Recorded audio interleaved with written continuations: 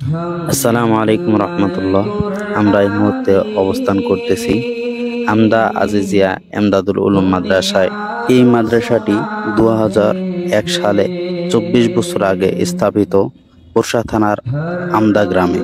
এই মাদ্রাসাটির ছাত্র সংখ্যা রয়েছে 600 জন এবং উস্তাদ রয়েছে 12 জন। মাদ্রাসাটির পরিচালক হাফেজ মাওলানা খলিলুর রহমান শাহ। মাদ্রাসাটির ছাত্র সংখ্যা বেড়ে যাওয়ায় একপাশের পুরাতন বিল্ডিং ভেঙে নতুন বিল্ডিং এর কাজ চলতেছে।